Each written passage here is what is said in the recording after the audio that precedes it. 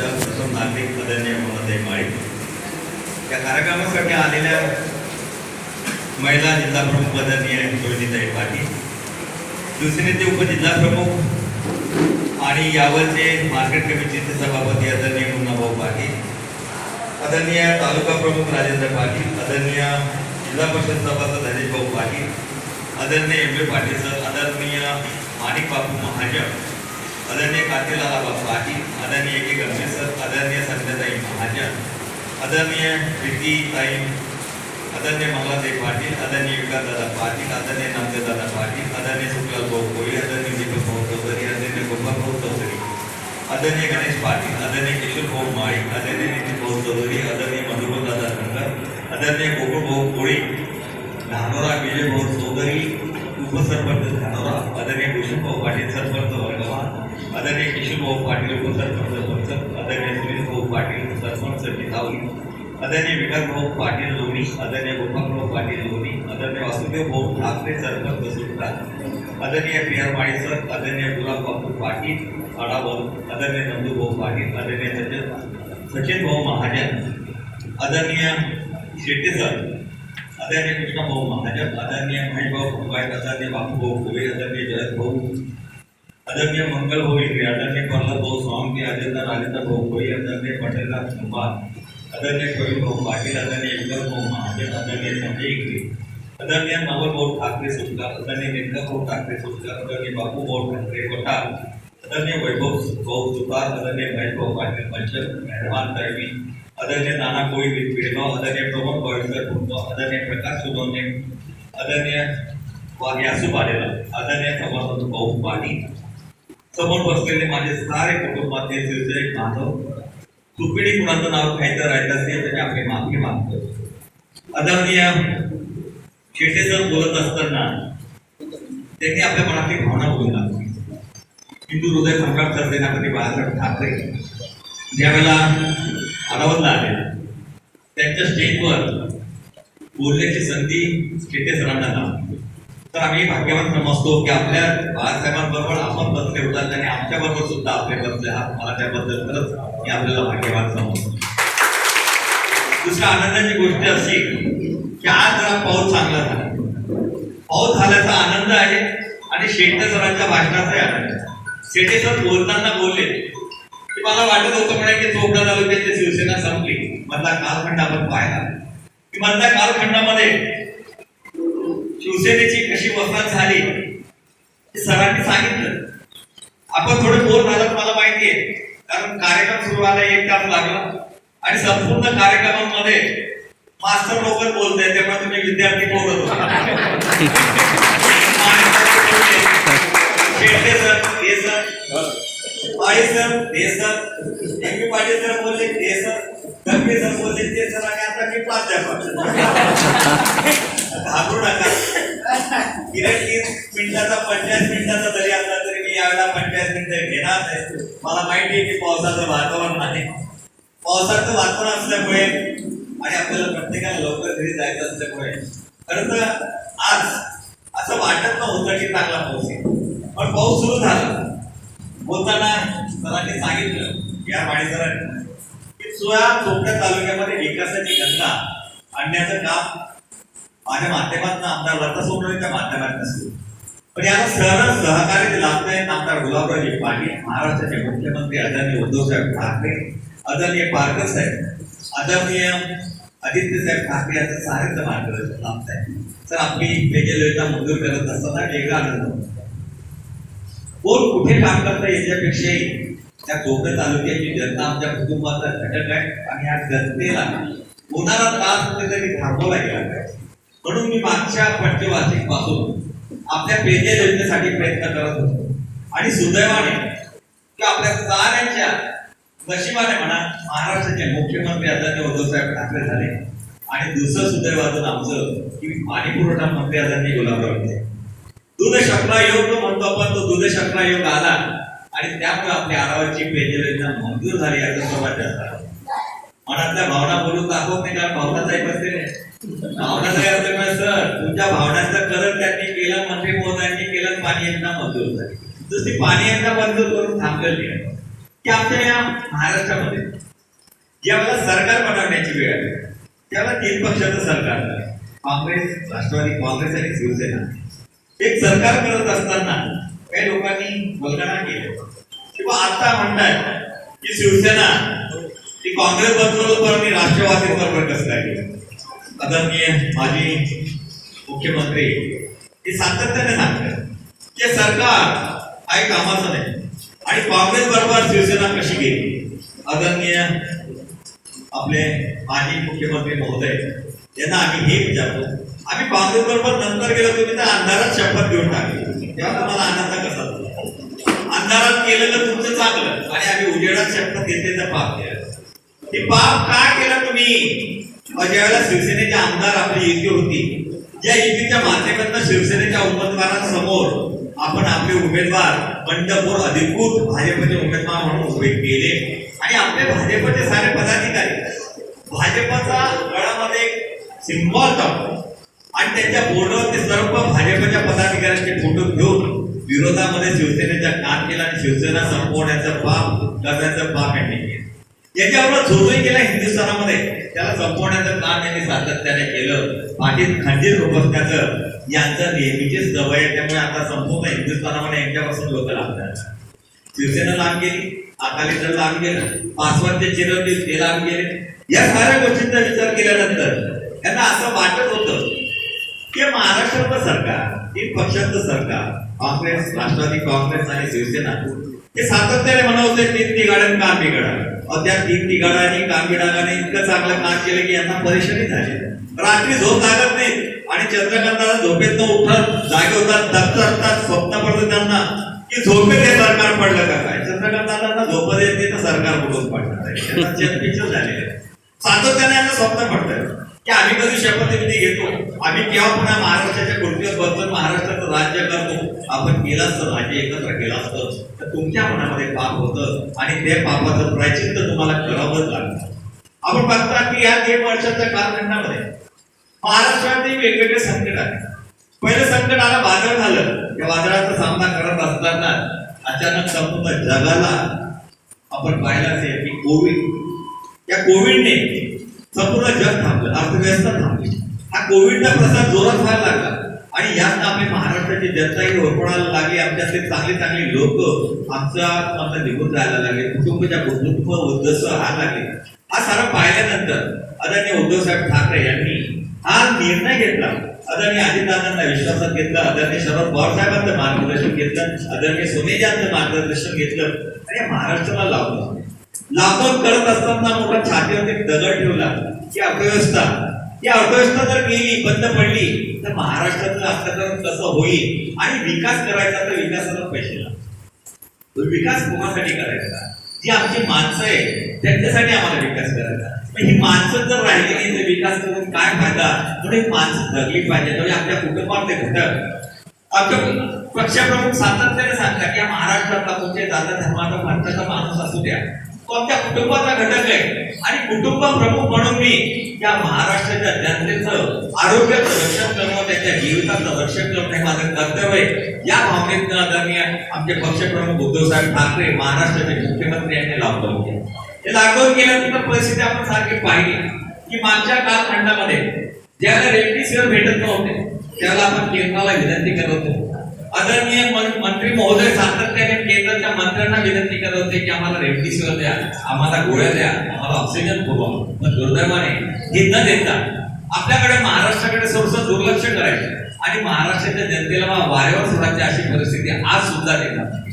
आज आपण लसी मागतो ती लसी द्या.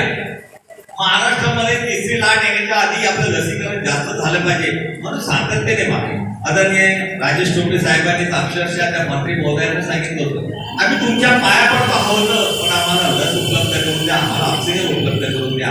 पण दुर्दैवाने त्या महाराष्ट्राकडे दुर्लक्ष करण्याचं काम सातत्याने महाराष्ट्राचं सरकार जर स्थिर झालं तर मग आपले हे आदरणीय चंद्रकांत दादा असतील, आदरणीय फडणवीस साहेब असतील, यांचं काय होईल. त्या भावनेतनं सातत्याने त्या महाराष्ट्राकडे दुर्लक्ष केलं. आपण पाहिलं असेल की 4 महिन्यापूर्वी गोव्याला वादळ झालं. महाराष्ट्राच्या किनारपट्टीवर वादळ झालं आणि गुजरातमध्ये सुद्धा वादळ झालं. या वादळाने अक्षरशः त्या भागाला झोडपून काढलं आणि लाखो करोडो रुपयाचं नुकसान झालं. महाराष्ट्राच्या आणि गोव्याचं नुकसान झालं, गुजरातचं नुकसान झालं, शेतकऱ्यांचं नुकसान झालं, सर्वसामान्य माणसाचं नुकसान झालं. आदरणीय पंतप्रधान महोदय यांनी विमानातनं दौरा केला, फक्त त्यांनी गुजरातचा दौरा केला आणि गुजरातचा दौरा करून लागले ते 1000 कोटी रुपये त्या ठिकाणी जाहीर केले. पण महाराष्ट्राचा दौरा किंवा गोव्याचा दौरा मात्र केला नाही. एवढा द्वेष यांच्या मनामध्ये महाराष्ट्रामध्ये.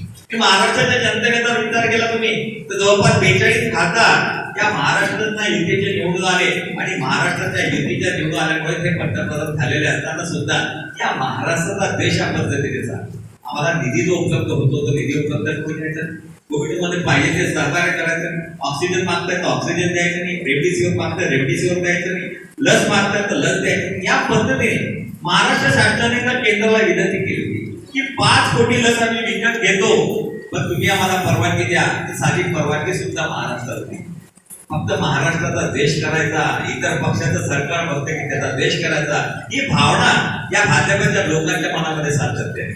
आपण पाहिलं असेल की पश्चिम बंगालचं राजकारण, या पश्चिम बंगालमध्ये एका महिलेला पाळण्यासाठी संपूर्ण भारतातले भाजपचे कार्यकर्ते पंतप्रधानापासून तर खालच्या शेवटच्या शाखा प्रमुखापर्यंत त्याच्यामध्ये गेला पश्चिम बंगालमध्ये आणि सातत्याने त्यांच्या विरुद्ध नको ते बोलले. दीदी हो दीदी अशी वल्गणा त्यांची केली. पण पश्चिम बंगालच्या जनतेने दाखवून दिलं की तुम्ही किती आले तरी आम्ही दीदी मागे आहोत आणि यांना यांची जागा दाखवली पश्चिम बंगालचे सर्वसामान्य बाई आणि साधी राहणीमान पण उच्च विचार त्या पश्चिम बंगालचा विकास करायचा. तिच्या पायामध्ये चप्पल जर पाहिली तर चप्पल पाय जखमी झालेला आणि एवढा असताना सुद्धा त्यांना सातत्याने घेरायचं, त्यांच्या बोलायचं. पण आज परिस्थिती अशी बदल झाली की यांच्याकडे आलेले यांनी जो लोक घेतले होते पैशाच्या जोरावर केंद्राच्या सरकारच्या दादागिरीवर ते सारे लोकांना परत जायला लागले. ते यांचा बुडबुडा येतो फुटलाय. संपूर्ण पुढे हिंदुस्थानामध्ये हेच होणार. हिंदुस्थानाचा जर विचार केला तर आपल्याला सांगितलं होतं मागच्या इलेक्शनच्या वेळेला लोकसभेच्या की सबका विकास करेंगे, सबका साथ सबका विकास. 15 लाखाचं आश्वासन, 15% सुद्धा आपल्याकडे, 15 रुपये सुद्धा आपल्याकडे आहे. आज आपण ज्यावेळेला पेट्रोल पंपावर जातो, साहेबांचा मोठा फोटो लावला पंतप्रधान महोदयांचा, काय म्हटलं होतं तिथे की बा सर्वांना आनंदाचे दिवस आहेत, सुखाचे दिवस आणू. आणि सुखाचे दिवस आणण्याचा विचार केल्यानंतर ज्यावेळेला आपण पेट्रोल 1 लिटर भरतो 108 रुपये द्यावे लागतात, तेव्हा विचार येतो की खरंच या माणसाने काय विकास केला, विकास झाला का, काय विकास केला. अहो जे 75 रुपये पेट्रोल काँग्रेसच्या कालखंडामध्ये होतं ते 106 रुपये 108 रुपये आज घ्यावं लागतं. डिझेल 94-95 रुपये लिटर झालं. ही महागाई जी वाढते. आज जर तुमचं वाहतूक करायची झाली, एक माल दुसऱ्या ठिकाणी न्यायचा झाला तर या वाहतुकीला लागणारा डिझेल आणि हे डिझेलचे पैसे वाढले म्हणून महागाई वाढते. आज सर्वसामान्य माणूस या महागाईमुळे कंटाळलेला. आज आपण जर विचार केला तर हा देश, हा हिंदुस्थानाचा जर विचार केला तर हा हिंदुस्थान कृषीप्रधान देश. या देशाची अर्थव्यवस्था संपूर्ण कृषीवर चालते. पण आपल्याला दुर्दैवाने सांगायचं वाटतं की कृषीचे जे 3 कायदे झाले, या 3 कायद्याला विरोध करण्यासाठी पश्चिम आपण पाहत असाल पंजाबचे शेतकरी, हरियाणाचे शेतकरी, राजस्थानचे शेतकरी, मध्य प्रदेशचे शेतकरी किंवा तुमचे महाराष्ट्राचे शेतकरी, हा जो काळा कायदा झाला त्याच्यामध्ये शेतकऱ्याचं मोठं नुकसान होणार आहे. या काळ्या कायद्या संदर्भात आज 7 महिन्यापासून शेतकरी उपोषण करताय आणि आंदोलन करताय. पण पंतप्रधान महोदयांना किंवा कृषी मंत्र्यांना त्या शेतकऱ्यांना बोलवून त्यांच्याशी चर्चा करण्याचं सुद्धा साध सौजन्य दाखवलं जातं. एकीकडे म्हणतात की आम्ही या देशाच्या शेतकऱ्यांचा अभिमानानं उभं करू, पण त्या शेतकऱ्याला वाटतं अभिमानानं बोलून त्यांच्याशी चर्चा करायला सरकार. एकीकडे हा देश त्याच्या खांद्यावर ठेवलाय. जगाचा पोशिंदा म्हणून आपण शेतकऱ्याकडे बघतो आणि त्या शेतकऱ्याला मात्र या काळ्या कायद्याच्या माध्यमातून अक्षरशः लुटायचं या पद्धतीने या सरकारचं काम. आपल्या माहितीसाठी सांगतो की 300 रेल्वे गाड्या या प्रायव्हेटायझेशन दिल्या गेल्या. प्रायव्हेटायझेशन केलं म्हणजे तिथे लागणाऱ्या नोकऱ्याच्या होत्या, नोकऱ्या संपल्या. प्रायव्हेट माणूस जिथे 10 लोक लागतात तिथे प्रायव्हेट माणूस 2 लोक ठेवली. म्हणजे तुमच्या तरुण पोरांना येणाऱ्या ज्यांनी सांगितलं होतं भाजप सरकारने केंद्रात ज्याला आले, ज्याला प्रचार करत होते तेव्हा की आम्ही दरवर्षी 2 कोटी लोकांना रोजगार उपलब्ध करून देऊ, 2 कोटी तरुणांना आम्ही नोकऱ्या देऊ. गेल्या 7 वर्षामध्ये मला नाही वाटत की 2 कोटी लोकांना तरी नोकऱ्या भेटल्या. ज्यांच्या हातात नोकऱ्या होत्या त्यांच्या नोकऱ्या गेल्या. कोविडमध्ये तर खूप लोक बेकार झाले आणि आज फ्रस्ट्रेशन निर्माण झाले. आज आमचा तो शेतकरी बांधव त्या ठिकाणी आंदोलन करत असताना त्यांच्या बाजूने कोणी बोलायला लागलं की मात्र त्यांना देशद्रोही म्हणायचं ही पद्धत झाली. काल तर त्या आदरणीय कृषी मंत्री महोदया यांनी तर सहज केलं की शेतकरी गुंड आहे असं त्यांनी म्हटलं. हे देशद्रोही आहे. हा देशाचा शेतकरी जो अन्नधान्य पिकवतो, जो ह्या देशाचा कणा आहे, ज्याने अर्थव्यवस्था साकारतो. आज 62% रोजगार हा शेतीमुळे उपलब्ध होतो. त्या 62% लोकांचा अन्नदात्याला मात्र हे लोक गुंड म्हणतात, देशद्रोही म्हणतात. या पद्धतीने सरकार महाराष्ट्रातील ती स्थिती सातत्याने रोज उठायचं आणि ह्या सरकारच्या विरुद्ध बोलत राहायचं आणि ह्या सरकारला बदनाम करण्याचं काम सातत्याने भाजपचे नेते करत असतात. मी आपल्याला विनंती करेन की शिवसेनेच्या माध्यमातून जी कामं चांगल्या पद्धतीने चालू आहेत, मी आता शिवसेनेच्या शाखा प्रमुख असेल, शिवसैनिक असेल यांना विनंती करेन की प्रत्येक घरापर्यंत पोहोचा. कोणाचं रेशन कार्ड आहे की नाही ते बघा, कोणाचं आधार कार्ड आहे की नाही ते बघा, कोणाला रेशनिंगचं धान्य भेटते की नाही ते बघा, कोणी संजय निराधारमध्ये बसत असेल तर त्याचे फॉर्म भरून द्या, कुणाला रमाबाई योजनेचा फायदा होत असेल तर त्याचा फायदा करून द्या. ही सारी कामं शिवसेनेचे जे आपले शिवसैनिक आहेत त्यांना विनंती करणार की या माध्यमातून आपण गावातल्या लोकांचा विकास करायचा असेल तर आपल्याला झोपडीचा शेवटचा जो माणूस आहे त्याच्यापर्यंत पोहोचतो. आपल्या तालुक्याच्या काय समस्या आहेत, आपल्या तालुक्याच्या समस्या जर तुम्ही आमच्यापर्यंत पोहोचवल्या तर नक्की त्याला न्याय देण्याचं काम आम्ही 100% केल्याशिवाय राहणार. आमदार लता सोनवणे गेल्या वर्षापासून 1.5 वर्षापासून सातत्याने काम करतात. आपल्या भागाच्या ज्या ज्या समस्या त्या मंत्र्यांना भेटायचं, त्यांच्याकडनं चांगलं कामं करून घ्यायची आणि या तालुक्याचा विकास करायचा हा सातत्याने आमचं स्वप्न आहे. कारण मला माहिती आहे, मला ज्यावेळेला तुम्ही निवडून दिले एका विश्वासाने निवडून दिले त्यावेळेला खूप लोकांनी तुम्हाला येऊन तुमचे डोके भरकवण्याचा विचार केला, तुमचे डोके भरकवण्याचा प्रयत्न केला की गुंड आहे, निवडून आल्यानंतर जळगावला गेल्यावर पुन्हा येणार नाही. पण मी 5 वर्ष या तालुक्यामध्ये सातत्याने काम केलं. तर दुर्दैवाने ज्यावेळेला इलेक्शनचा वेळ आला ते 2 महिने असताना मनावरती संकट आलं आणि मला जेलमध्ये जावं लागलं. परिस्थिती अशी झाली होती की कदाचित लता सोनवणे यांना तिकीट भेटणार नाही अशी बलगणा केली जात आणि तिकीट भेटल्यानंतर सगळ्या तालुक्यातले मोठमोठे पुढारी विरोधात केले आणि ते सातत्याने आमच्या कार्यकर्त्यांना सांगायचे की तुम्हाला कोणी मत देणार नाही, तुम्ही 3 नंबरवर असाल. 3 नंबरवर सांगणारे सर या भागातले कोण आहे मला सांगायची गरज नाही, तुम्ही चांगल्या पद्धतीने सांगता. तो मला माहिती होतं या चोपडा आणि यावरची जनता ही शिवसेने मागे आणि मी केलेल्या 5 वर्षाच्या कामाच्या मागे ते मला नक्की आशीर्वाद दिल्याशिवाय राहणार. जनता आशीर्वाद भेटणार. मला 10,000 मी निवडून आलो होतो, पण लता सोनवणे या 22,000 मतांनी निवडून आल्या फक्त तुमच्यामुळे निवडून आल्या. तुम्ही खंबीरपणे उभे राहिलात. आमचं कर्तव्य आहे मी खंबीरपणे कामं केली पाहिजे, ते मी कुठे कमी पडतात कामा नाही म्हणून मी सातत्याने काम करतो. कोकणा तालुक्याचा एखादी व्यक्ती आजारी पडला की त्याचं दुःख मी समजू शकतो. आमच्या या तालुक्याचा माणूस हा कुठे प्रायव्हेट दवाखान्यात जाता, कुठे जिल्ह्याच्या बाहेर जाता त्याची ट्रीटमेंट सिव्हिलला झाली पाहिजे. म्हणून या सिव्हिलला चांगल्या पद्धतीने कसं आपल्याला उभं करता येईल यासाठी सातत्याने माझा प्रयत्न चालू असतो. आपल्या कोकणामध्ये आपण मागच्या कालखंडामध्ये 7 बेडचा आयसीयू निर्माण केला की जिथे आमचे पेशंट सिरियस असले तर त्या 7 आयसीयू मध्ये त्याला मुंबईला किंवा जळगावला हलवायची गरज नाही, पुण्याला हलवायची गरज नाही, झोपड्यालाच त्याची ट्रीटमेंट झाली पाहिजे. म्हणून 7 आयसीयूचं बेड आपण त्या ठिकाणी निर्माण केले. आता ज्यावेळेला मागच्या कालखंडामध्ये आपण पाहिलं की पेशंटला ऑक्सिजन अचानक कमी होत होता आणि कोविडच्या पेशंटला ऑक्सिजनची गरज सातत्याने भासत होती. ऑक्सिजन मध्ये खूप लोक आमच्यातनं आम्हाला सोडून गेले. हे साऱ्या गोष्टी पाहिल्यानंतर चोपडा सिव्हिल मध्ये ऑक्सिजनची कमतरता भासायला नको म्हणून नामदार गुलाबराव पाटील यांच्या मागे आदरणीय आमदार लताताई सोनवणे यांनी मी सातत्याने पाठपुरावा केला आणि त्यांनी आपल्याला 2 ऑक्सिजन सिलेंडर जे नैसर्गिकरित्या ऑक्सिजन निर्माण करतात ते ऑक्सिजन प्लांट आपल्याला मंजूर करून दिले. सरांनी सांगितलं की उद्या 10 वाजता त्यांच्या हातून आपण पालकमंत्री महोदयांच्या हस्ते त्याचं भूमिपूजन करू. 2 सिलेंडर आपल्याला हे सेट मंजूर करून दिले. पुन्हा आम्ही युनिसेफला विनंती केली, त्यांना पत्र पाठवलं आणि युनिसेफ कडनं सुद्धा आपल्याला 1 ऑक्सिजन प्लांट मंजूर करून घेतला. याप्रमाणे 3 ऑक्सिजन प्लांट आणि लिक्विड ऑक्सिजन हा 75 लाखाचा 4था प्लांट तो सुद्धा आपण सिव्हिल मध्ये मंजूर करून घेतला. मला नको म्हणायचं की बॉस सिव्हिल मध्ये आमचा कोणता पेशंट जायला आपण काळजी घेतली. येणारे 3री लाट आहे, या लाटेची काळजी जर आपण घेतली, आमचे पक्षप्रमुख आदरणीय उद्धव साहेब सातत्याने सांगतात की 3री लाटेची आपण काळजी घेतली पाहिजे. आपण आपलं कुटुंब जपलं पाहिजे. आपलं कुटुंब जपायचं असेल तर आपण मास्क घातला पाहिजे, डिस्टन्स सोशल डिस्टन्सिंग ठेवलं पाहिजे, हात धुतले पाहिजे. कारण आपण बघतो की आपला रक्तमासाचा माणूस तो छोटा असो किंवा म्हातारा असो तो गेल्यानंतर घरामध्ये एक कोपरे निर्माण होते. कारण आमच्या रक्तमासाचा माणूस गेल्यानंतर वेगळं दुःख असतं, म्हणून मी आपल्याला विनंती करणार आहे की तिसरी लाट येत असताना आपण आपलं कुटुंब आणि आपण स्वतःला जपाने आपल्या तालुक्याला जपावं लागणार. आपण त्या ठिकाणी साऱ्या सुविधा करतोय. डायलिसिस सेंटर आपण सुरू केलं की ज्या वेळेला या लासूर साईडला फिरायचो तर लासूर साईडला गेल्यानंतर मला बऱ्याच वेळेला असं जाणवायचं की 2-3 वर्षाच्या मुलापासून तर 70-80 वर्षाचा म्हातारा हा किडनी पेशंट होता आणि किडनी खराब झाल्या म्हणून तो वारला व्हावा अशी परिस्थिती निर्माण झाली होती. मग एखाद्या पेशंटला डायलिसिस करायचं तर त्याला धुळ्याला जावं लागतं किंवा जळगावला जावं लागायचं. हे डायलिसिसला जायचं असलं तर 6,000 ते 7,000 रुपयाचा खर्च आमच्या त्या पेशंटला येत होता. कारण जळगावला जायचं म्हटलं तरी गाडी करावं लागत होती आणि प्रायव्हेट मध्ये जायचं तर ते 2,000-3,000 रुपये घेत होते. ते डायलिसिसचं युनिट आपण स्वतः सीएलला मंजूर करून घेतलं. आता 200 रुपयामध्ये फक्त डायलिसिस होतं. 120 रुपये ते डायलिसिसचे केमिकलचे घेतात आणि तुम्हाला रिक्षाने जायचे ते 80-90 रुपये लागतात. भावना एकच की माझ्या तालुक्याचा माणूस हा तालुक्याच्या बाहेर जाता का आणि माझं तर हेच देवाला प्रार्थना राहील की चोपड्या तालुक्याचा मुद्दम आणि साधारी पडतात मामाने हे देवाला मी प्रार्थना करत आहे.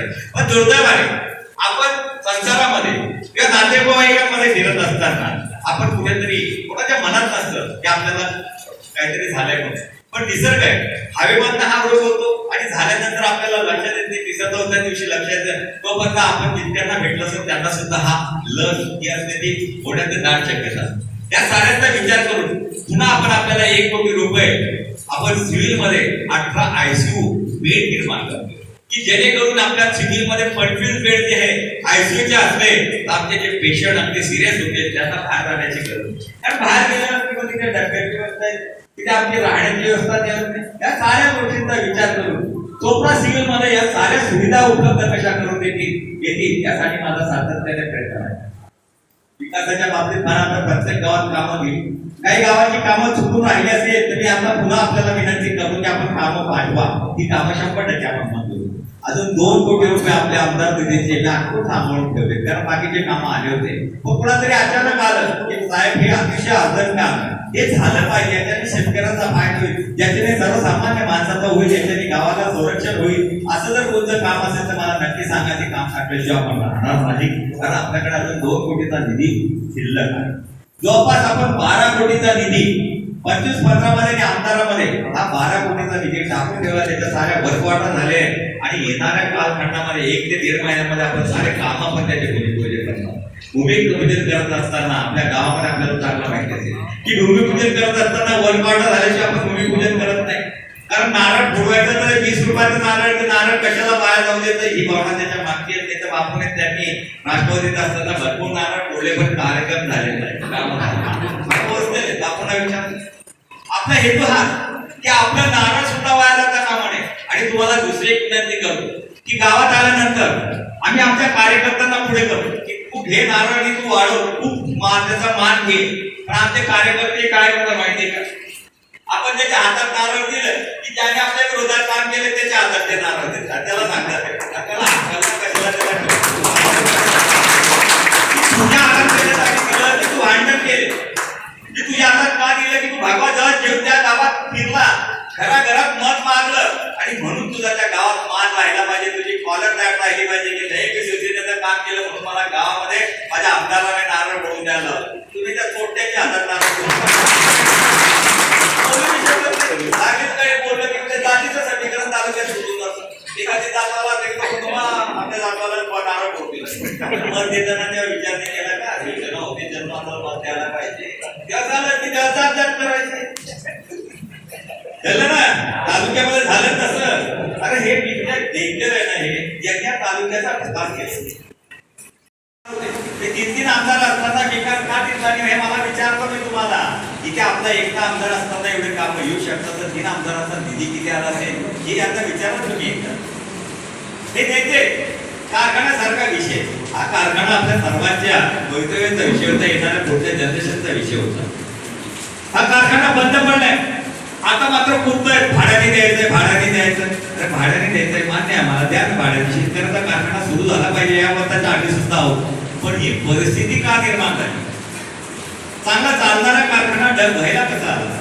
तुम्ही जर तज्ञ आहात, तुम्ही जर सीए आहात तर सीए माणूस असला तर एक शेट्टे जर बसले सीए माणूस असला सर एक पैसा जरी बॅलन्स राहिला तो डिबेटमध्ये असला काही क्रेडिटमध्ये असला तर एक पैसा जरी इकडे तिकडे झाला तर पुन्हा त्याचा ऑडिट करावा लागतो. एवढा करोडोचा कारखाना जर व्हायला आला तर त्याचा ऑडिट कोणी करायला पाहिजे, तर ऑडिट तुम्हाला करावं लागतं. आता मत मागायला आले की विचारा त्यांना कसं काय व्हायला वेळेला टाकतो. आज आपण पाहिलं असेल की चोपडा तालुक्यामध्ये 27 हेक्टर जागा शासनाची होती. त्या 27 हेक्टरवर आपण एमआयडीसी आणली. आता अडचण येते त्या कालखंडामध्ये एमआयडीसी आणायला एक फोन उचलला असता तरी काम झालं असतं. मग कामच करायची नाही हे भावना मनामध्ये ठेवल्या. तालुक्याचा विकास न करता फक्त जातीचं राजकारण केलं गेलं, जातीमध्ये भांडण लावले गेले आणि तुम्हाला नुसतं ताक बाजून वेळ केलं. ताक बिलकुल तुम्ही गोष्ट किती संतापून गेलं, ताकाचा काळ झाला की थंड आता म्हणता उन्हाळ्यात ताक देता थंड राहिलं पाहिजे. इतके थंड करून टाकले की तुम्हाला काय झालं ते समजा. पण आपल्या तसं नाही होणार. आपल्याला हे विनंती करणार आहे येणाऱ्या कालखंडामध्ये कॉर्पोरेटिव्ह इलेक्शन लागणार आहे. मार्केट कमिटी असेल, शेतकरी संघ असेल, उद्योजक असेल, कारखाना असेल, पंचायत समिती असेल, जिल्हा परिषद असेल, या साऱ्या इलेक्शन मध्ये आपण विचारपूर्वक आपला कॅन्डिडेट काय होतं. इलेक्शन लागलं की गावामध्ये 5-7 लोक असतात. ग्रामपंचायतचा नवीन मेंबर निवडून आलेला असतो. त्यांना माहिती असतं की याच्या खिच्यामध्ये चांगला माल आहे आणि माल असला की त्याला झाडावर चढून त्याचा भाऊ तू पंचायत समितीचं तिकीट घेतो 100% निवडून द्यायचे.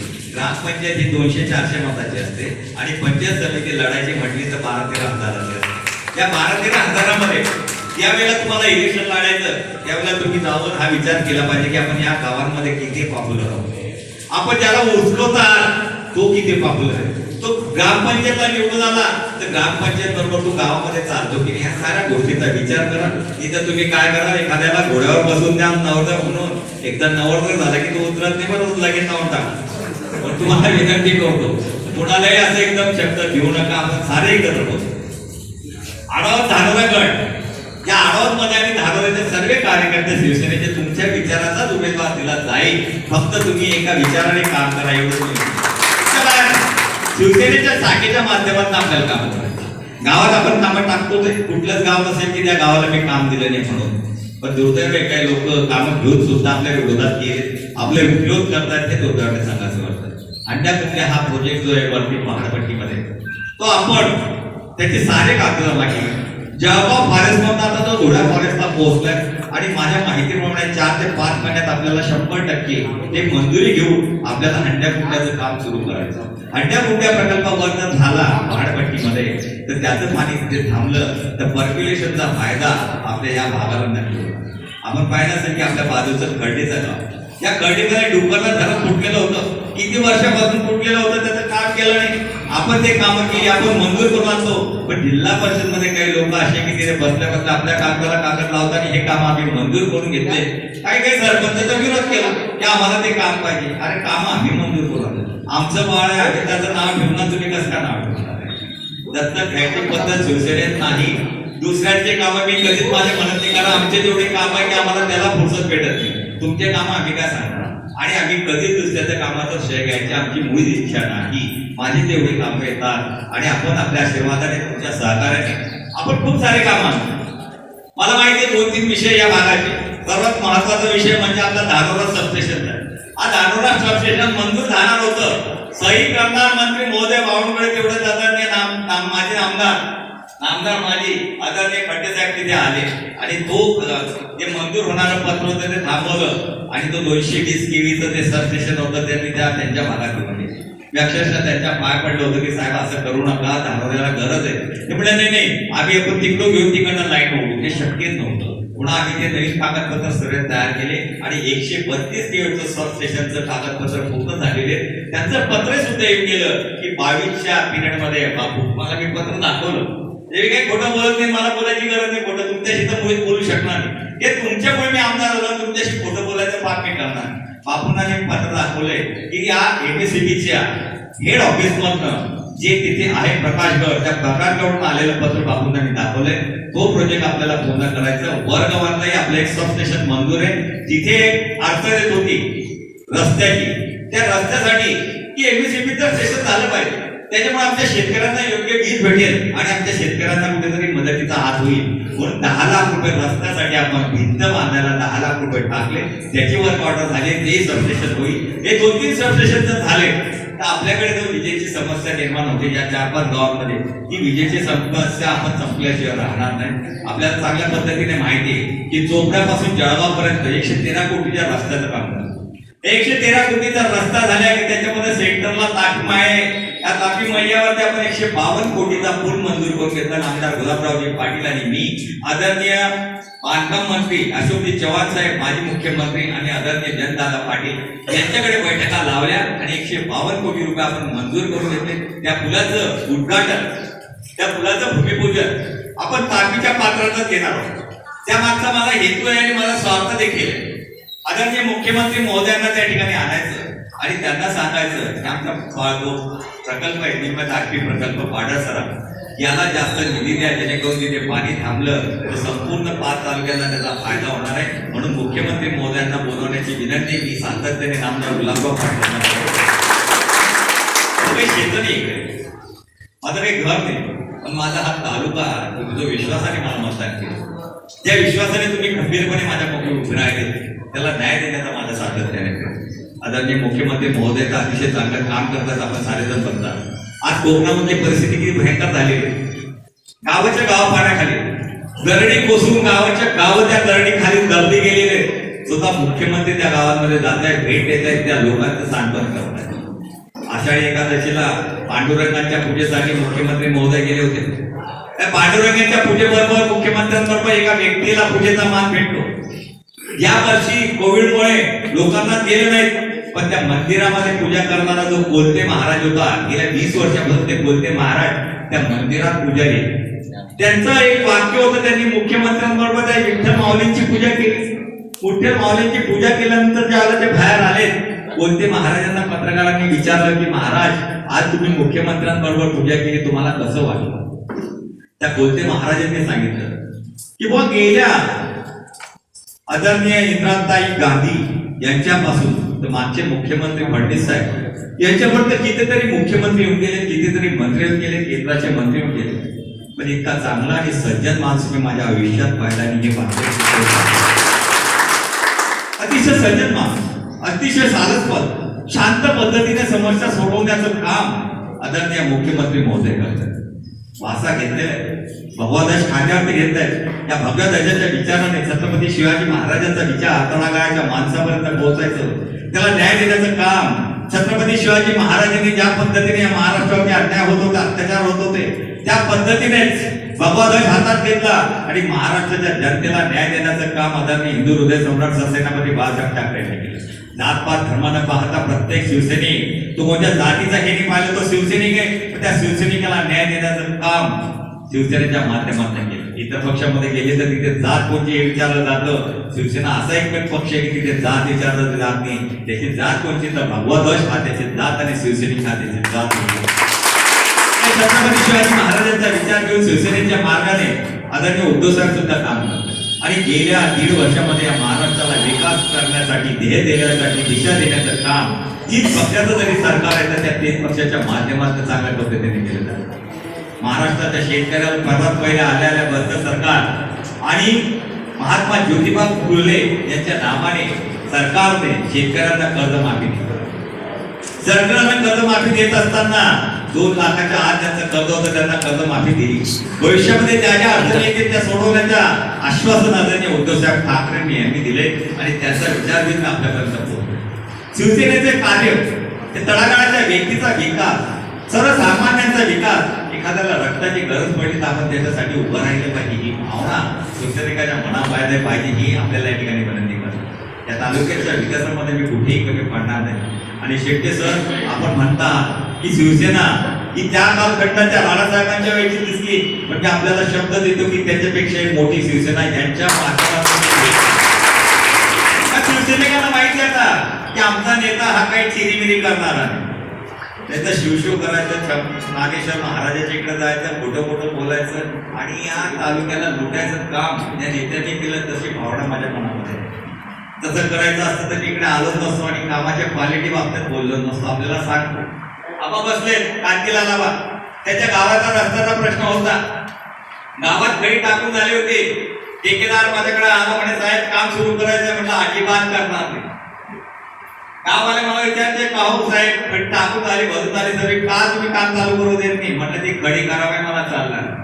आम्हा बसल्या म्हणलं विचारा ती खडी त्या ठेकेदाराला उचलायला लावली, चांगली खडी टाकायला लावली, चांगला रस्ता करून घेतला. कारण आपला पैसा त्या रस्त्यामध्ये खडीमध्ये जो आहे ठेकेदार जो घेतो, हा घेत असताना जो पैसे जातात त्या पैशांमध्ये आपला सुद्धा पैसा आहे. आणि बोगस क्वालिटीचे काम आपण या तालुक्यात का सहज करून घ्यायचे. जर आपण आपली शक्ती चांगली शिवसेनेच्या माध्यमातून आपण काम करतो तर म्हणून त्या ठिकाणी ती बोगस खडी उचलायला लावली आणि चांगल्या क्वालिटीची खडी आपण तिकडे टाकायला लावली. आणि फाट्यापासून तर डायरेक्ट मंदिरापर्यंत संपूर्ण रस्ता त्या ठिकाणी करून दिला. आपल्या गावाच्या आजूबाजूला तर खूप रस्ते झालेले आहेत. आपण साडेजण चांगल्या पद्धतीने जाणतात की आपल्या वटा सुटकाला जाताना काय अवस्था होती हे वटा सुटकारवाल्यांना चांगल्या पद्धतीने माहिती. इकडे पारगावला जात असताना काय अवस्था होती हे बापूंना चांगलं माहिती. सर्वीकडे काम करतो. मला कोणाचा द्वेष नाही, मी कोणत्याच जातीच्या विरोधात नाही. पण माझ्या बाबतीत काही लोक फसवतात की चंदवार नाव अमुक अमुक चालत नाही. मला सर्व चालत, तुम्हाला मी चालत नाही कारण तुम्हाला कोविड झालाय. हा फरक आहे. मला तसं झालेलं नाही. आणि आपल्याला हे सांगणार आहे की आपल्या साऱ्यांच्या माध्यमातून आपल्याला तालुक्याचा विकास हे स्वप्न समोर ठेवायचे आहे. आणि तालुक्याच्या विकासामध्ये कुठे मी कमी पडायला लागला तर तुम्हाला अधिकार आहे की तुम्ही मला त्या विचारला पाहिजे. सिनियर लोक असेल त्यांना तर कान धरण्याचा अधिकार आहे. कारण तुम्ही माझी परिस्थिती वाईट असताना ज्यावेळेला मी जेलमध्ये गेलो तर माझ्या मॅडमला असं सांगण्यात होते की हे निवडूनच देणार. त्यावेळेला तुम्ही खंबीरपणे उभे राहिलात नाही आणि निवडून आणलं, त्यांना दाखवून दिलं. सारे पुढारी बाहेर होते, विरोधात होते. आपल्या साऱ्या पुढाऱ्यांना तुम्ही त्यांची जागा दाखवून दिली. मग तुम्ही जर एवढं सर्व केलं ना माझं एक कर्तव्य आहे की आपण या ठिकाणी चांगलं काम केलं. आमचे काही मुसलमान बांधव होते, त्यांना काही असं भडकवलं होतं की शिवसेना तुमच्या विरोधात. ते आले आमच्याकडे की एक काम त्यांनी लागलीच करून दिलं ना. द्यायचा आपल्याला शासनाचा पैसा, त्यांचाही अधिकार आहे. ते आपले घटकच आहे ना. सुख दुःखामध्ये आपण त्यांच्याकडे जातो, ते आपल्या सुख दुःख याच्यामध्ये येतात. आपण त्यांचं काम केलं पाहिजे. ते काम केलं तर मला वाटतं त्याच्यासाठी प्रॉपर्ट केलं तरी तुमको पैसे क्या काम दे दिया, पैसे क्या देते उन्होंने मत दिया ना हमको तो देना पडेल. नको द्यायला का काही लोकांच्या पोटात तुमचं. आणि काही ठराविक लोकांना ते एवढं पोटदुखी आहे की त्याच्यावर काही उपायच नाही अशी परिस्थिती झालेली आहे. आपण सर्वजण खूप वेळ थांबला, माझे विचार ऐकून घेतले, शिवसेनेचे विचार ऐकून घेतले, तुम्ही शिवसेनेचे जा.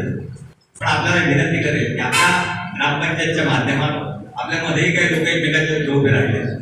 एकमेकांच्या उभे राहिले म्हणजे नॅचरली एक जण पडला, एक निवडून आला. पडलेला वाईट वाटतंय. मी त्यांना विनंती करतो की राजकारण ग्रामपंचायतचं समजा पुन्हा एकत्र व्हा आणि पुन्हा या तालुक्यासाठी, आपल्यासाठी नव्हे तर आपल्या तालुक्यासाठी, आपल्या गावासाठी, आपल्या गल्लीसाठी पुन्हा एका दिलाने काम करा आणि आपले विविधावे बाजूला ठेवा. शिवसेनेमध्ये काम करत असताना आम्हाला सर्व सारखे आपण सर्व एका दिलाने काम करू. आमच्या आदिवासी बांधव त्यांचेही काम काही आहे हे आपल्याला पूर्ण करायचे.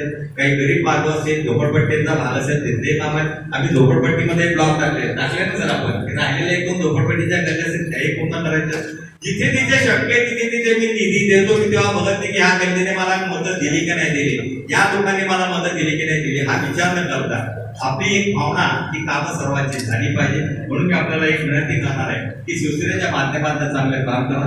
शिवसेने हे घडवा. जास्तीत जास्त तरुण मुलं शिवसेनेत कसे येतील हा आपण या ठिकाणी प्रयत्न करूया. त्यांना बरोबर घ्या. आणि आपल्याला हे शेवटचं एक सांगतो की जसं म्हणता आपण घर घर पे भगवा हो, हर घर में शिवसैनिक हो. म्हणून घराघरावरती भगवानी, घराघरात शिवसैनिक निर्माण करा ही विनंती या ठिकाणी करतो आणि थांबतो. जय हिंद, जय भारत.